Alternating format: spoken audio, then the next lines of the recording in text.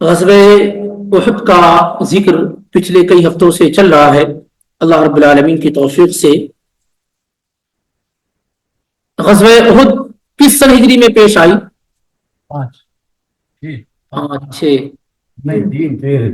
3 ہجری میں۔ کون سا مہینہ تھا؟ شوال، شوال کا مہینہ۔ یہ جنگ کہاں ہوئی؟ مکہ میں یا مدینے میں؟ مدینے میں ہوئی۔ مسلمانوں کی تعداد کیا تھی؟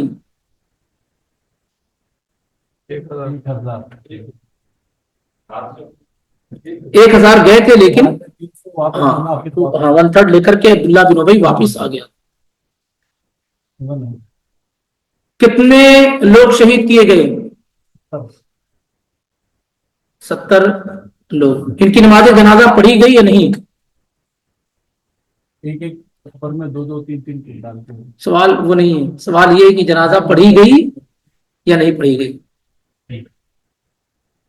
ہاں، اس وقت اللہ کے نبی صلی اللہ علیہ وسلم نے جنازہ نہیں پڑھا۔ یہ الگ بات ہے کہ دوسری روایات سے اس کا ذکر ملتا ہے کہ آپ اس دنیا سے رخصت ہونے سے پہلے گئے تو آپ صلی اللہ علیہ وسلم نے ان پر نماز جنازہ پڑھی، لیکن اس کو بعض علماء نے یہ کہا ہے کہ یہ جنازے کی نماز نہیں تھی، آپ صلی اللہ علیہ وسلم کا ان کے لیے الوداعی طور پر دعا کرنا تھا۔ لیکن زیادہ بات صحیح یہی ہے کہ آپ صلی اللہ علیہ وسلم نے نماز جنازہ پڑھی، نماز جنازہ پڑھی۔ اور صحیح بات یہ ہے کہ شہداء کی نماز جنازہ پڑھی جا سکتی ہے، واجب اور ضروری نہیں ہے۔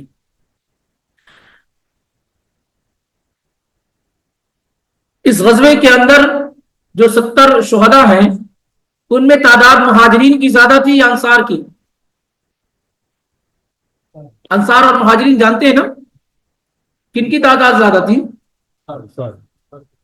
انصار کی تعداد زیادہ تھی۔ تمام غزوات میں شہید ہونے والے انصار کی تعداد کیا ہے؟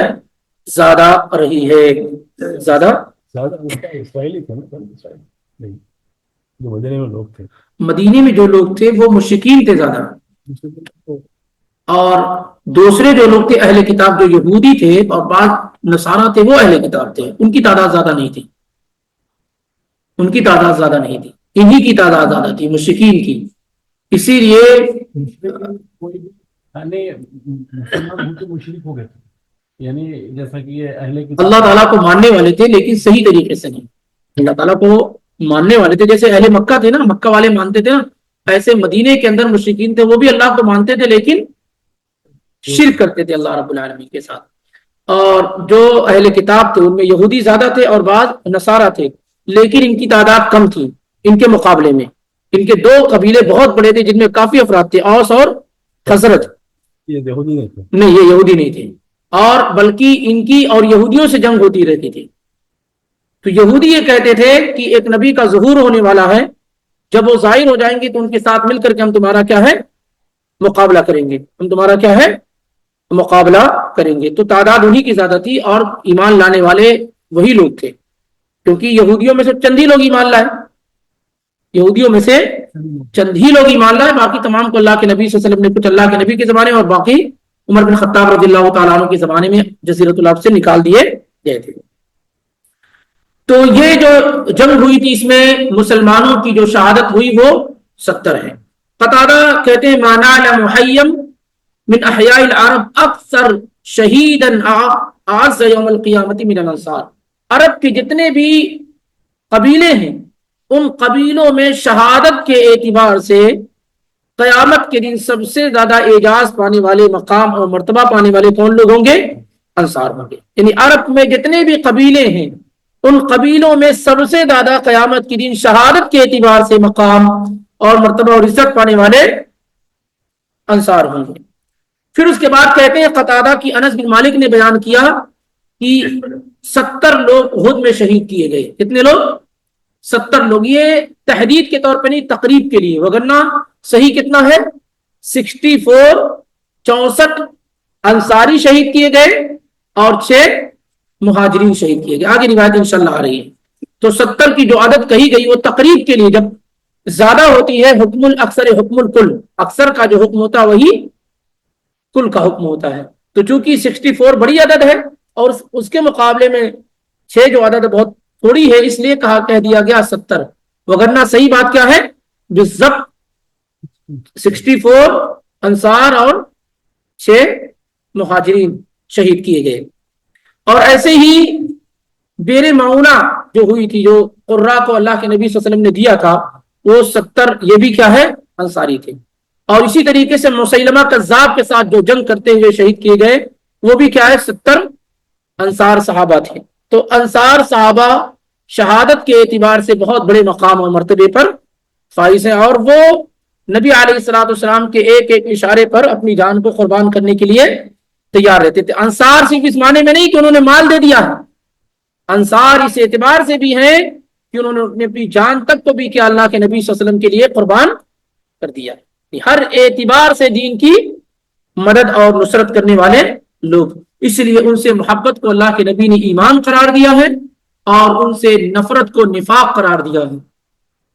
کسی بھی انسان کے لیے جائز نہیں ہے کہ کسی بھی انصاری صحابی سے، کسی بھی صحابی سے نہیں کرنا ہے، لیکن بطور خاص نبی صلی اللہ علیہ وسلم نے ذکر کیا کسی بھی انصاری صحابی سے آدمی بغض اور نفرت اور عداوت نہ رکھے۔ ہمارے پاس تو کئی لوگ ایسے موجود ہوتے ہیں، اور کوئی بھی خطا اور غلطی ان سے کیوں نہ ہوئی ہو، کبھی کبھار ہم کسی ایک غلطی کو بنیاد بنا کر کے ان کی پوری خوبیوں کو کیا ہے؟ نظر انداز کر دیتے ہیں، اور اللہ تعالیٰ کا معاملہ بالکل الٹا ہے۔ اللہ تعالیٰ کبھی کبھی کیا ہے؟ کسی ایک خوبی کی بنیاد پہ پوری کی پوری غلطیوں کو کیا ہے؟ نظر انداز کر دیتا ہے۔ اس لیے یہ جو طریقہ ہمارے پاس ہے، یا ہمارے درمیان بعض بھائیوں کے پاس ہے، کہ کسی ایک صحابی کی خطا اور غلطی کو بنیاد بنا کر کے کیا ہے؟ وہ صحابہ سے کسی نہ کسی انداز میں نفرت یا بغض کا اعلان کرتے ہیں، یہ کسی بھی صورت میں ان کے ایمان اور عقیدے کے لیے بہتر چیز نہیں ہے۔ اور ایسے ہی یہ تو البراء بن عازب رضی اللہ تعالیٰ عنہ نے بیان کیا تھا، ابی بن کعب رضی اللہ تعالیٰ عنہ بیان کرتے ہیں صاف طریقے سے، انہ اصیب یوم احد من الانصار 64، اس 64 لوگ 64 لوگ انصار میں احد کے دن شہید کیے گئے۔ واصیب من المہاجرین 6، اور مہاجرین میں 6 لوگ، جن میں حمزہ بن عبد المطلب، مصعب بن عمیر، عبداللہ بن جہش، اور یہ سب صحابہ کرام تھے۔ فمثلوا بقتلاہم، تو کافروں نے مسلمانوں کی لاشوں کا مسئلہ بنایا، ٹکڑے کیے اس کے۔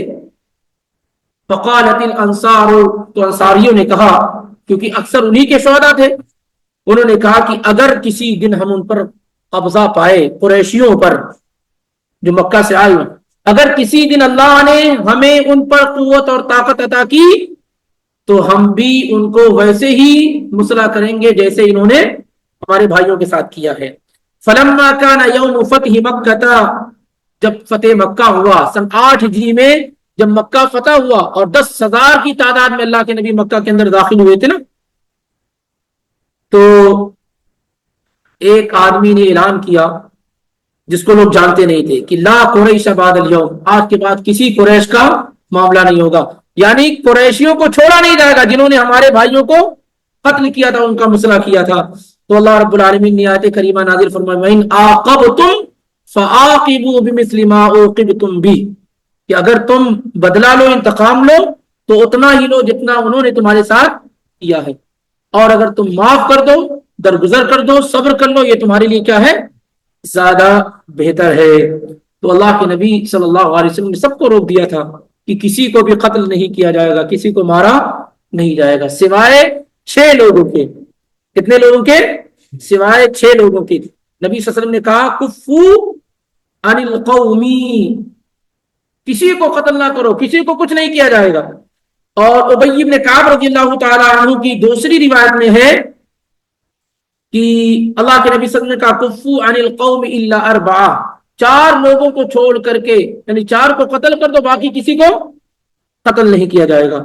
اور مصعب بن سعد بن ابی وقاص رضی اللہ تعالی عنہ کی روایت میں یہ ہے بالکل صراحت کے ساتھ سنن ابو داؤد میں اور ترمذی میں کہ جب فتح مکہ تھا، فتح مکہ کا دن تھا، تو اللہ کے نبی علیہ الصلوۃ والسلام نے پورے مکے والے کو امن و امان دے دی تھی، سب کو آپ نے کیا ہے؟ امن و امان دے دی، کسی کے ساتھ کوئی خطرہ نہیں ہے۔ इल्ला अर्बाता नफरिन व मरअतैन, मगर 4 मर्द और 2 औरतें। ये 6 लोगों को अल्लाह के नबी सल्लल्लाहु अलैहि वसल्लम ने अमान नहीं दी और का उक्तुलूहुम, इन 6 लोगों को जहां पाओ कत्ल कर दो। कितने लोगों को? 6 लोगों को जहां पाओ कत्ल को। वइन वजदतुमूहुम मुतअल्लिकीन बि अस्तारिल काबा, अगर तुम इनको खाने काबा के कपड़े से चिमटा हुआ भी देखो ना तो वहां भी उनको कत्ल कर दो। कहीं भी पाओ इनको क्या है, कत्ल कर दो। ये 6 इंतहाई खबीस किस्म के लोग थे, लेकिन उनमें से भी क्या है, 2 इस्लाम की आगोश में आ गए। लेकिन उस जमाने में ये सबसे ज्यादा नुकसान पहुंचाने वाले लोगों में से थे। कौन कौन थे? एक इकरमा बिन अबू जहल, अपने ही वालिद की तरह उस जमाने में क्या है, नबी अलैहिस्सलाम को और इस्लाम को और मुसलमानों को तकलीफ पहुंचाने वाले। अबू जहल का बेटा इकरमा रज़ियल्लाहु अन्हु वारदा बाद में इस्लाम में दाखिल हो गए। तो उस जमाने में वो बहुत ज्यादा नुकसान पहुंचाने वाले थे, इकरमा बिन अबू जहल। दूसरे जो थे वो कौन थे? अब्दुल्लाह बिन खतल। अब्दुल्लाह बिन खतल, ये जो अब्दुल्लाह बिन खतल था, इसको जब अल्लाह के नबी अलैहिस्सलाम के फतेह यानी निकलने का इल्म हुआ कि आप मक्का आ रहे हैं, तो ये अपने तलवार वगैरह को लेकर के और जंगी हथियार को लेकर के, घोड़े को लेकर के निकला था, यानी नबी सल्लल्लाहु अलैहि वसल्लम से मुकाबला और सहाबा से मुकाबला करने के लिए। और तीसरे जो शख्स थे वो मकीस बिन सुबाबा थे। मकीस बिन सुबाबा, इनके भाई थे, वो मुसलमान हो गए थे। मकीस बिन सुबाबा के भाई थे, मुसलमान हो गए थे। और इन्होंने इस्लाम कबूल किया और इस्लाम कबूल कर लेने के बाद मुर्तद हो गए। मकीस बिन सुबाबा इस्लाम कबूल किए और इस्लाम कबूल करने के बाद क्या है, मुर्तद हो गए और फिर कुरैश के पास चले गए और नबी अलैहिस्सलाम के दुश्मनों में से हो गए। और चौथे जो शख्स हैं वो अब्दुल्लाह बिन सअद बिन अबी सरह। अब्दुल्लाह बिन सअद बिन अबी असरह, ये उस्मान बिन अफ़्फ़ान के रज़ाई भाई थे। अब्दुल्लाह बिन सअद बिन अबी सरह, इनका मामला ये था कि इस्लाम में दाखिल हुए और वही लिखते थे। क्या करते थे? वही कातिबे वही थे। और फिर उसके बाद वो मुर्तद हो गए और मक्का जाकर के फिर अल्लाह के नबी सल्लल्लाहु अलैहि वसल्लम को तकलीफ पहुंचाना शुरू कर दिया। तो आपने इन चारों को कहा कि इनको जहां भी पाओ क्या है, कत्ल कर दो। और 2 औरतों का जिक्र है, इन दोनों को भी नबी अलैहिस्सलातु वस्सलाम किसी वादे रिवायत में उनका नाम मौजूद नहीं है, कुछ लोगों ने अलग अलग नाम बयान किया। इनको कहीं भी पाओ क्या है, कत्ल कर दो। अब साद बिन अबी वक्कास रज़ियल्लाहु ताला अन्हु कहते हैं कि इन चारों के मुतालिक फअम्मा अब्दुल्लाह इब्न खतल, अब्दुल्लाह इब्न खतल के नाम से मशहूर है, अब्दुल्लाह इब्न खतल, ये जो है फउद्रिका वहुव मुतअल्लिकुन बिअस्तारिल काबा, लोगों ने मुसलमानों को ढूंढा तो ये खाने काबा का गिलाफ पकड़े हुए छिपा हुआ था वहां पे। तो 2 सहाबी सईद बिन हुरैस और अम्मार बिन यासिर दोनों लपके उसको कत्ल करने के लिए, इसको देखा कि ये खाने काबा के गिलाफ को पकड़ करके छिपा हुआ है, तो सईद बिन हुरैस और अम्मार बिन यासिर दोनों गए, लेकिन सईद रज़ियल्लाहु ताला अन्हु अम्मार पर सबकत ले गए क्योंकि वो जवान थे और फौरन उसको कत्ल कर दिया। इसको अब्दुल्लाह बिन खतल को, यही वो शख्स है जिसको खाने काबा के गिलाफ के साथ जिसको कत्ल किया गया, सुना होगा आप लोगों ने, यही वो शख्स अब्दुल्लाह बिन खतल। उसके बाद मिकियस या मकीस बिन सुबाबा जो था, इसको लोगों ने मार्केट और बाजार में पाया, तो बाजार में पाया तो लोगों ने फकतलूहु, बाजार में इसको कत्ल कर दिया। मिकियस बिन सुबाबा या मकीस बिन सुबाबा। तीसरा इकरमा बिन अबू जहल, और ये वहां से भागे रज़ियल्लाहु अन्हु अर्दा, मक्का से भागे और कश्ती में सवार हुए। जब कश्ती में सवार हुए तो तेज और तुंद आंधी आनी शुरू हो गई, तो कश्ती वालों ने कहा कि भाई इखलास के साथ बिल्कुल खुलूस से अल्लाह को पुकारो। کیونکہ یہاں تمہارے فَإِنَّ آلِهَتَكُمْ لَا تُغْنِي عَنْكُمْ شَيْئًا، ہاں ہونا یہاں تمہارے بھگوان تمہارے دیوتا کوئی فائدہ نہیں پہنچا سکتے. یہاں خالص اللہ کو پکارو. فَإِذَا رَكِبُوا فِي الْفُلْكِ دعوا اللہ مخلصین لہ الدین، بس صرف اللہ. تو لوگوں نے کہا دیکھو بھائی یہاں لات عزا ہبل منات کسی کا ذکر نہیں ہونا، یہاں صرف اللہ کا ذکر ہونا. فإن آلہتکم لا تغنی عنکم شیئا، ہاں ہونا یہ حدیث کے الفاظ ہیں. ان لوگوں نے کہا سبحان اللہ، کیا اعتراف حق ہے، کتنی کمزوری ہے کہ ان لوگوں نے کہا دیکھو یہاں تمہارے اپنے دیوتا تمہارے علاقے کوئی فائدہ نہیں پہنچائیں گے، اس لیے صرف اللہ کو پکارو. تو اکرمہ رضی اللہ تعالیٰ عنہ کو واللہ لئن لم ينجنی من البحر الا الاخلاص، اگر یہاں پر صرف اللہ بچانے والا، صرف اللہ کو پکارنا ہے، تو اس کا مطلب یہ ہے کہ بر اور خشکی میں بھی صرف اللہ ہی کو پکارنا ہو. اور پھر انہوں نے کہا اللہم ان لک علی عہدا، اے اللہ میں تجھ سے ایک ایگریمنٹ اور ایک عہد کر رہا ہوں. اکرمہ رضی اللہ تعالیٰ عنہ اسی کشتی میں کیا کہا، اے اللہ میں تجھ سے ایک عہد کر رہا ہوں، ان انت عافیتنی مما انا فیہ، اگر تو نے مجھے نجات دے دی جس مصیبت میں مبتلا ہوں، اگر تو نے مجھے یہاں سے نکال دیا، مجھے نجات دے دی، ان آتی محمد صلی اللہ علیہ وسلم حتی اضع یدی فی یدہ، تو میں محمد صلی اللہ علیہ وسلم کے پاس جا کر اپنا ہاتھ ان کے ہاتھ میں رکھ دوں گا، اور میں ان کو یقینی طور پر معاف کرنے والا اور کریم اور سخی اور فیاض بناؤں گا. شعور تھا نبی صلی اللہ علیہ وسلم کی سخاوت اور فیاضی اور عفو درگزر.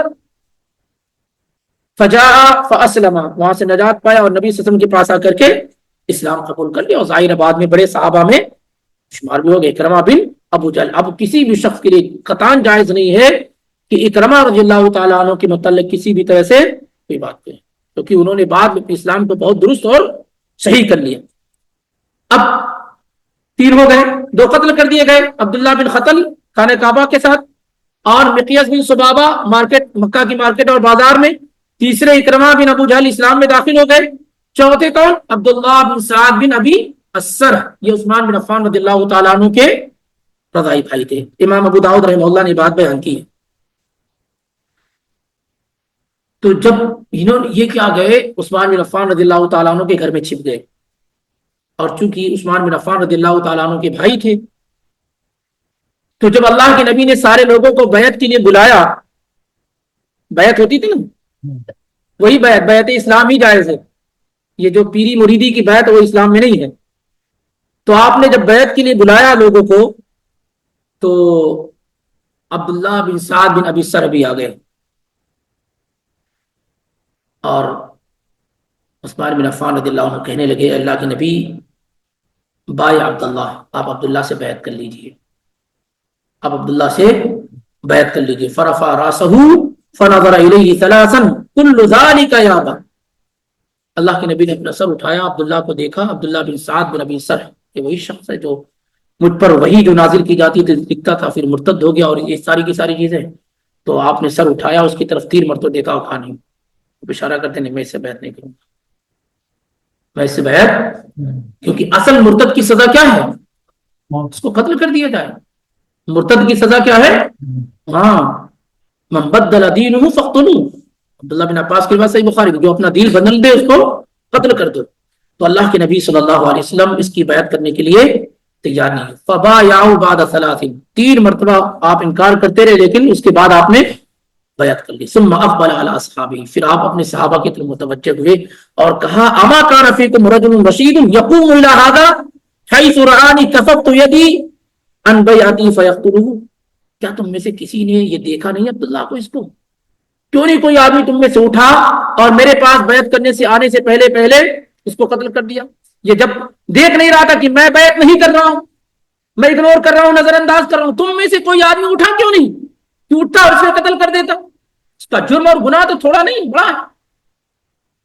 ایک تو مسلمان ہوا، مسلمان ہونے کے بعد مرتد ہوا، یہی سزا بڑی تھی. دوسری بڑی چیز یہ کہ وہی لکھتا تھا یہ. تو اس کے بعد جو ہے اللہ کے نبی صلی اللہ علیہ وسلم نے بیعت کر لیا، اور صحابہ سے کہا کہ تم نے ایسا کیوں نہیں کیا. صحابہ نے کہا ما یدرینا یا رسول اللہ ما فی نفسی، کا ہمیں کیسے معلوم ہوتا کہ آپ کے دل میں کیا ہے، آپ کیا چاہتے ہیں، ہمیں کیسے معلوم ہوتا، کیوں نہیں آپ نے اشارہ کر دیا. تاکہ ہم اس کو قتل کر دیتے. تو اللہ کے نبی صلی اللہ علیہ وسلم نے کہا کہ کسی بھی نبی کے لیے جائز نہیں ہے کہ اس کی آنکھیں خیانت کرنے والی ہوں، یعنی دل میں کچھ اور ہو اور آنکھوں سے کچھ اور اشارہ کرنے والا ہو، ایسا کسی نبی کے لیے جائز نہیں. اس سے معلوم یہ ہوا کہ اگر صحابہ اٹھ کر کے قتل کر دیتے تو اللہ کے نبی صلی اللہ علیہ وسلم یہی چاہتے تھے، لیکن جب بار بار وہ بیعت کرتے رہے تو اللہ کے نبی صلی اللہ علیہ وسلم نے کیا ان سے بیعت کر لی. بہرحال بعد میں وہ صحابی رسول میں کیا ان کا شمار ہونے لگا بعد میں، اور انہوں نے اپنے اسلام کو درست اور صحیح بھی کر لیا تھا. بعد میں انہوں نے اپنے اسلام کو درست اور صحیح بھی کر لیا تھا. اس جنگ میں اس طریقے سے 70 لوگوں کا ذکر ہوا اور ان میں 64 انصار اور 6 مہاجرین کا، اور اسی طریقے سے اس میں عورتوں کی جانب سے بھی بڑی پیش رفت بہتر کی گئی. خاص طور سے سعد بن ابی وقاص رضی اللہ تعالیٰ عنہ ایک خاتون کا واقعہ ذکر کرتے ہیں کہ مر رسول اللہ صلی اللہ علیہ وسلم بامرأۃ من بنی دینار، یہ انصاریوں کا ایک قبیلہ تھا بنی دینار. اللہ کے نبی ایک عورت اور خاتون کے پاس سے گزرے اور اس خاتون کے شوہر، اس کے بھائی، اس کے والد سب اللہ کے نبی صلی اللہ علیہ وسلم کے ساتھ احد کے میدان میں شہید کر دیے گئے تھے. اس عورت کے شوہر، بھائی اور والد سب اللہ کے نبی صلی اللہ علیہ وسلم کے ساتھ کیا ہے احد کے میدان میں شہید کر دیے گئے تھے. فلما نعوا لها، جب اس کو بتایا گیا اس خاتون کو کہ تمہارے والد کی وفات، شہید ہو گئے، تمہارے بھائی شہید ہو گئے، تمہارے شوہر شہید ہو گئے، تو اس نے کہا فما فعل رسول اللہ صلی اللہ علیہ وسلم، اللہ کے نبی صلی اللہ علیہ وسلم کے بارے میں بتاؤ وہ کیسے ہیں. قالوا خیرا، تو لوگوں نے کہا کہ وہ بہتر ہیں، اللہ کے نبی بالکل صحت مند ہیں. یا ام فلان وہ بحمد اللہ کما تحبی، وہ ایسے جیسے تم چاہتی ہو، اللہ کے نبی صحت و عافیت میں صحیح سالم. تو کہنے لگی ارونی ہی حتی انظر الیہ، مجھے دیکھنے دو تاکہ میں اللہ کے نبی کو اپنی آنکھوں سے دیکھوں. فاشیر لها الیہ، تو بتایا گیا کہ وہ اللہ کے نبی صلی اللہ علیہ وسلم ہے. حتی اذا رأتہ، جب اس نے اپنی نگاہ سے دیکھ لیا، اپنی آنکھوں سے دیکھ لیا، تو کہنے لگی کل مصیبت بعدک جلل، اے اللہ کے نبی آپ کے بعد جتنی بھی مصیبت ہیں سب چھوٹی ہیں. آپ حیات میں ہیں، آپ صحیح سالم ہیں، اب کوئی بھی تکلیف سب کیا ہے، سب چھوٹی ہے. سب سے بڑی تکلیف اور غم کیا ہے، آپ کا ہے. آپ صحت و عافیت میں ہے تو بھائی کا جانا، شوہر کا جانا، باپ کا جانا، یہ سب کیا ہے، سب چھوٹی مصیبتیں ہیں، کیونکہ آپ کا جانا اس دنیا سے سب سے بڑی مصیبت ہے. اور سبھی جانتے ہیں کہ یہ جب نبی علیہ الصلوۃ والسلام نے ایک حدیث میں اشارہ بھی کیا اس بات کی طرف کہ جب کسی آدمی کو تکلیف اور غم پہنچے، کسی آدمی کی وفات پر غم ہو، تو وہ مجھ کو یاد کر لے، میرے ذریعے سے وہ ڈھارس اور اپنی تکلیف کو کم کرے، کیونکہ سب سے بڑی تکلیف کیا ہے، نبی علیہ الصلوۃ والسلام کا اس دنیا سے رخصت ہو جانا. اس روئے زمین پر اس سے بڑی کوئی تکلیف اور پریشانی. تو جب کوئی آدمی بڑی تکلیف کا مقابلہ کر لیے ہے تو اس کے بعد کیا ہے.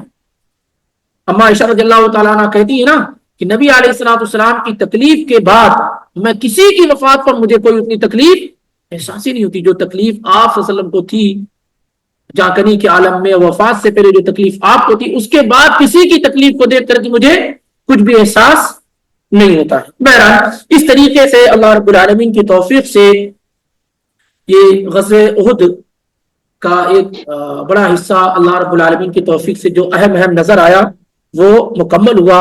اس میں جو ہمارے لیے اہم دروس اور نتیجہ جس کو کہہ سکتے ہیں وہ یہ ہے کہ ہر شخص کو اللہ کے نبی صلی اللہ علیہ وسلم کی اطاعت و فرما برداری کما حق قہو کرنے کی کوشش کرنی چاہیے. جیسا اللہ کے نبی صلی اللہ علیہ وسلم کا حق ہے اس میں کوئی بھی جھول، کوئی بھی تال مول کا معاملہ نہیں ہونا چاہیے، کیونکہ نبی صلی اللہ علیہ وسلم کی مخالفت یا آپ صلی اللہ علیہ وسلم کی اطاعت و فرما برداری نہ کرنا یہ انسان کے لیے ہزیمت، نقصان، خسارے اور ناکامیابی کا کیا ہے، سبب اور ذریعہ. آج بھی کئی بھی مسلمان کسی بھی کونے میں ہو، اگر وہ اللہ کے نبی کی اطاعت و فرما برداری کر لے تو اللہ کا یہ وعدہ ہے کہ پھر انہیں کوئی رسوا اور ذلیل نہیں کر سکتا ہے. لیکن اگر اللہ کے رسول کی اطاعت و فرما برداری نہیں ہوگی تو رسوائی اور ذلت سے کوئی آدمی آپ کو روک نہیں سکتا ہے، چاہے آپ دنیاوی اعتبار سے کتنی بھی ترقی کر لیں. یہ جو ہمارے بعض بھائیوں میں ایک کیا کہہ سکتے ہیں، ایک तड़प ये होती है कि अगर आप इंजीनियर, डॉक्टर, साइंटिस्ट और दुनियावी एतबार से बड़े मजबूत हो गए, ये कर लिए, वो कर लिए, तो क्या है, सियासत में आगे बढ़ गए, तो आप उन पर कब्जा पा जाएंगे। कभी नहीं होगा। ये लिख कर रख लीजिए कि इताअत और फर्माबरदारी के बगैर अल्लाह की, रसूल की, किसी भी सूरत में मुसलमानों का गलबा नहीं हो सकता। वक्ती तौर पे अगर कहीं कुछ हो जाए, एक अलग सी चीज है। गलबा मुसलमानों का उसी सूरत में होगा जब वो इस दीन के साथ मजबूती से कायम होंगे, और ताकत भी उनकी तभी खत्म हुई जब उन्होंने दीन को छोड़ना शुरू कर दिया। जाहिर है कि एक लंबी हुकूमत थी मुसलमानों की, ऐसा नहीं अभी जितने लोगों की हुकूमत है, किसी की भी हुकूमत उतनी लंबी नहीं हुई जितनी मुसलमानों की हुई थी। नबी सल्लल्लाहु अलैहि वसल्लम के जमाने से लेकर के आज जाकर के हुकूमत कुछ साल पहले खत्म हुई, लेकिन जो तब्दीलियां शुरू हुई, जैसे जैसे दीन में कमजोरी आती गई, उनकी हुकूमत कमजोर होती चली गई, कमजोर होती चली गई। वरना आप देखेंगे सुभान अल्लाह, खुलफाए राशिदीन, फिर अमीर मुआविया रज़ियल्लाहु तआला अन्हु को 20 साल का जमाना, उसके बाद का भी जमाना बहुत हद तक क्या है, बड़ा गलबा और ताकत और शान और शौकत वाला जमाना था। लेकिन जब धीरे धीरे वो तब्दीलियां आई, किताब और सुन्नत से पकड़ कमजोर होती चली गई, तो धीरे धीरे एक एक हिस्से मुल्क के खत्म होते चले गए। और आज सूरत हाल ये है कि अक्सर जगहों पर गुलामी की जिंदगी आदमी गुजार रहा है। कहीं अगर जमीन में गुलामी नहीं है तो जहनी तौर पे क्या है, गुलामी का आदमी शिकार है। खुद उसके पास अपनी कोई ताकत, शान, शौकत, मकाम और मर्तबा नहीं है। ये चीजों को अगर आदमी वापस लाना चाहता है तो जाहिर है कि वो उसी सूरत में मुमकिन है जब आदमी मुकम्मल अल्लाह की इताअत और रसूल की इताअत और फरमाबरदारी करने लग जाए। अल्लाह ताला हमें और आपको इसकी तौफीक अता फरमाए। और इसी तरीके से आदमी को चाहिए कि हर हाल में अल्लाह ताला के लिए कुर्बानी देने के लिए तैयार रहे। इज्जत और सरबलंदी सिर्फ उन्हीं लोगों को अल्लाह देता है दुनिया में भी और आखिरत में, जो अल्लाह के लिए जीते हैं और जो अल्लाह के लिए मरते हैं। आज आप देखिए जो 70 लोग शहीद किए गए, कितना बड़ा मकाम और मर्तबा, कितना बड़ा मकाम और मर्तबा है। अल्लाह के नबी सल्लल्लाहु अलैहि वसल्लम का जाना, बाकायदा उनके पास जाकर के दुआ करना, हमारे लिए मसरूम करार देना कि अगर कोई आदमी वहां पहुंच गया है तो उनके पास जाए और उनके लिए दुआ करे। फिर अल्लाह के नबी सल्लल्लाहु अलैहि वसल्लम का एक एक आदमी को दफन करना, उनकी देख रेख करना, सारी की सारी चीजें क्या है, कितनी फजीलत, मकाम और मर्तबा। मुख्तसर सी जिंदगी जो उन्होंने गुजारी, और आज कई सौ साल गुजर गए, और अल्लाह ही बेहतर जानता हूं कि आदमी मुसलमान नहीं हो सकता ढंग का जब तक उनसे मोहब्बत ना करे।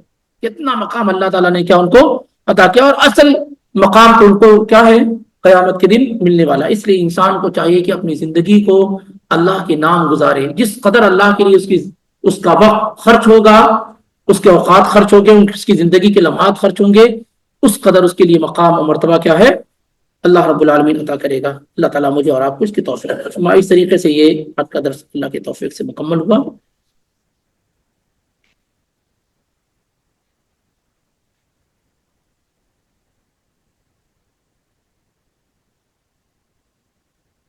जी जी फरमाएं। जो खैरात जो खैरात सबका करते हैं उसको लिखा पढ़ाई नहीं करना चाहिए, कागज के बारे में आता। जैसे कुछ लोग हैं महीने का खर्चा जो है लिखते हैं, हिसाब रखते हैं, तो महीने में मेरा खर्चा फलाने का जो भी है, तो उसमें खैरात सबका भी लिख लेते हैं। अगर मिसाल के तौर पर अगर आपने कहीं तय किया हुआ है, किसी फैमिली को आप चला रहे हैं, तो आप उसको अपने तौर पे लिखे हुए कि उनको देना याद दहानी के लिए, तो कोई मसला नहीं है। लेकिन उसको बांटें कि आप शोर करें कि मैं उनको उतना देता हूँ, उनको उतना देता हूँ, ये गलत बात है। या इसी तरीके से बात जगहों पर होता है कि आदमी जैसे मस्जिद में लिखाई की जा रही है, बेहतर और अफजल है कि इसको मत करें। कब करें? जब ये लगे कि इस लिखाने से लोगों में रगबत पैदा होगी, दिलचस्पी आएगी, और आप रिया से खाली हैं, रिया नहीं आपके अंदर आ रही है, तो आप कर सकते हैं। मगर असल ये है कि इन चीजों को ना लिखाएं। पहले क्या होता है बहुत सारी जगहों पर कि वो बाकायदा रसीद होती है, तो जब कोई चंदा करने के लिए जाता है तो पिछले साल की रसीद ला के देखते हैं कि मैंने कितना दिया था, फिर उतना देते हैं। इसमें कितना नुकसान और खसारा है। गोया कि आप अल्लाह के लिए नहीं दे रहे हैं। भाई इस वक्त आप जितना अल्लाह ने दिया आपको दीजिए वो। तो अगर कहीं जरूरत हो, लोगों में दिलचस्पी पैदा करनी हो और रिया नमूज से खाली हो, तो आदमी लिखा सकता है, ताकि आपके लिखा हुआ देख करके अगर दूसरे लोग ज्यादा देते हैं और लोगों में रगबत पैदा होती तो ठीक होगा ना, इससे बचा जाए। अल्लाह ताला क्या लिखा जा चुका है। خیرات اور صدقے میں فرق کیا ہے؟ اور ایک ہی چیز ہے سب. کسی کی جگہ کہاں پہ خیرات کے نام سے نیت کر کے اصل میں صدقہ کا جو لفظ ہے قرآن میں جو استعمال ہوا ہے وہ زکوٰۃ کے لیے بھی استعمال ہوا ہے اور عام صدقے کے لیے، نفلی صدقے کے لیے بھی. تو یہ کانٹیکٹ سے آپ کو معلوم ہوگا کہ یہ کہاں کے لیے. جیسے انما الصدقات للفقراء والمساکین والعاملین، جو 8 لوگوں کو مینشن کیا گیا، وہاں بھی اللہ تعالیٰ نے زکوٰۃ نہ کہہ کر کے کیا کہا ہے؟ صدقہ کہا ہے. حالانکہ وہاں کیا مراد ہے؟ زکوٰۃ ہے. ایسے اللہ تعالیٰ نے کہا خذ من اموالہم صدقۃ تطہرہم، آپ ان سے صدقہ یعنی زکوٰۃ دیجیے تاکہ آپ ان کو پاک کریں. اصل میں صدقہ ہی ہے، لیکن زکوٰۃ کہہ کر کے یہ بتایا جا رہا ہے کہ یہ فرض ہے. یہ کیا ہے؟ فرض ہے. جیسے آپ مثال کے طور پر صلاح ہے، صلاح میں آپ زور ہے، عصر ہے، مغرب ہے، فجر ہے، سنت بھی ہے، فرض بھی ہے، نوافل بھی سب ہے. لیکن جب آپ کہتے ہیں کہ زور کی نماز تو معلوم ہوتا ہے یہ فرض ہے، فجر کی سنت، اس طریقے سے صدقہ زکوٰۃ کو بھی کہتے ہیں اور عام نوافل صدقے کو بھی کہتے ہیں. نوافل صدقے میں ہمارے پاس اس کو صدقات کو خیرات کہہ دیتے ہیں، کوئی مسئلہ نہیں. خیر اور بھلائی کے کاموں میں خرچ کرنے کو خیرات کہتے ہیں، بھلی جگہوں پر خرچ کرنا. تو اس میں کوئی فرق نہیں ہے، صرف یہ کہ ایک وہ ہے زکوٰۃ جو فرض ہے ہر حال میں آپ کو دینا، اس کے علاوہ جو کچھ آپ دے رہے ہیں وہ سب صدقہ تو خیرات کے ضمن میں آتا ہے. نہیں لوگ کبھی اپنے پہ پریشانیاں زیادہ آئے تو کوئی اور کو مشورہ دیتے ہیں کچھ صدقہ نکالو یار ہمارا پریشانیاں دور ہوتے ہیں، ایسا یہ تو نہیں ہے نا کچھ؟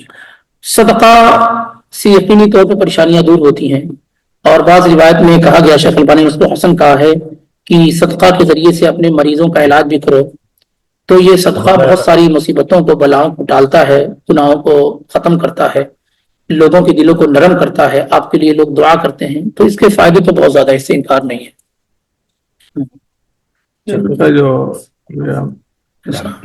جی امریکہ میں جو چل رہا ہے وہ اللہ کا عذاب ہے یا پھر یعنی جو امریکہ میں ایک تباہی آئی ہوئی ہے آپ کے علاقوں میں، تو اس کو کیا کہیں گے؟ اللہ کا عذاب ہے یا کیا ہے؟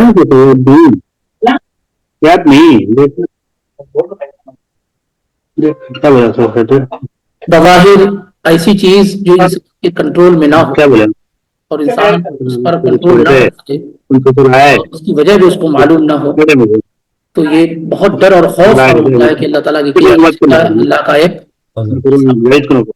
اور صاف روایت میں اللہ کے نبی صلی اللہ علیہ وسلم نے کہا کہ جس بھی بستی کے اندر اذا ظہر الزنا والربا فی قریۃ فقد احلوا بانفسہم عذاب اللہ، جب کسی قوم میں، بستی میں زنا اور ربا، سود اور زنا عام ہو جاتا ہے تو ایسی بستی والوں پر کیا اللہ کا عذاب نازل ہونا شروع ہو جاتا ہے، چاہے وہ مسلمان ہی کیوں نہ ہو.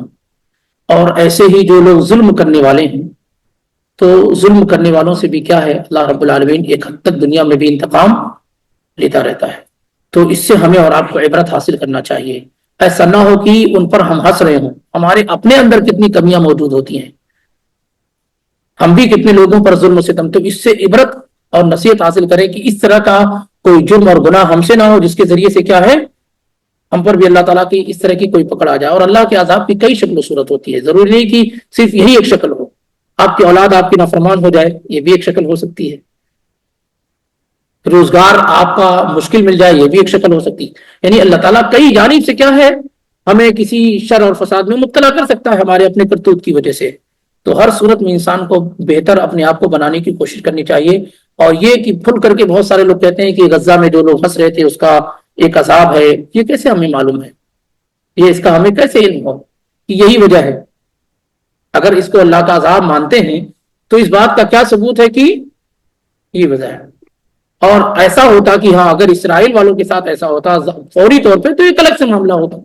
ایسے اس سے انکار نہیں کہ اللہ تعالیٰ کی پکڑ بڑی سخت ہے، ان بطش ربک لشدید، اور اللہ تعالیٰ ڈھیل اور موقع دیتا ہے پھر اس کے بعد کیا ہے پکڑتا ہے.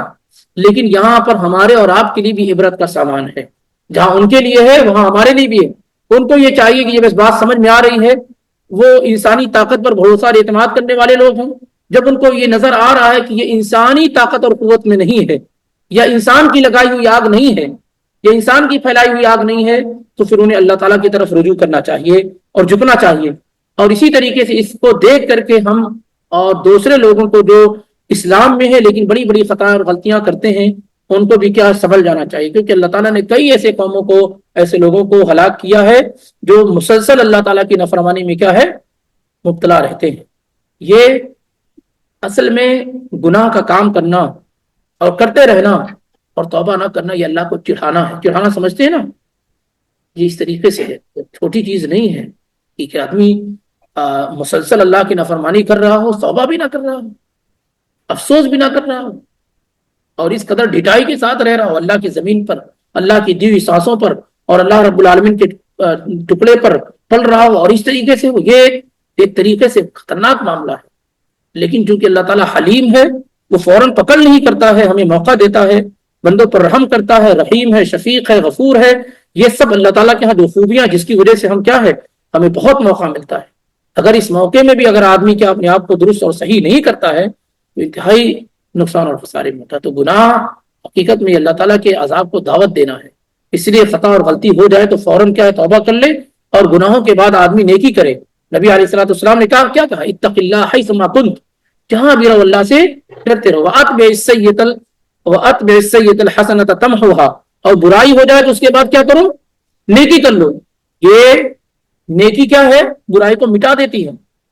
وَخَالِقِ النَّاسَ بِخُلُقٍ حَسَنٍ، اور لوگوں کے ساتھ اچھے طریقے سے پیش آؤ۔ آپ کبھی کسی کو گالی دے دیے، اس سے معافی مانگ دیجیے، قرآن کی آیت پڑھ لیجیے، یہ طریقہ ہے۔ کچھ برا آپ بول دیے ہیں، سخت بول دیے ہیں، آپ آیات پڑھ لیجیے، سبحان اللہ الحمدللہ کہہ لیجیے، اس طریقے کی چیزیں یہ ان گناہوں کو مٹانے کا ذریعہ ہے۔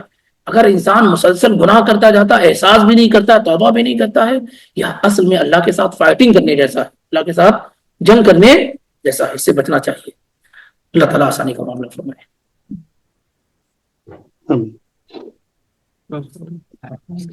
سبحانک اللہم و بحمدک، اشہد ان لا الہ الا انت، استغفرک و اتوب الیک۔ السلام علیکم و رحمۃ اللہ وبرکاتہ۔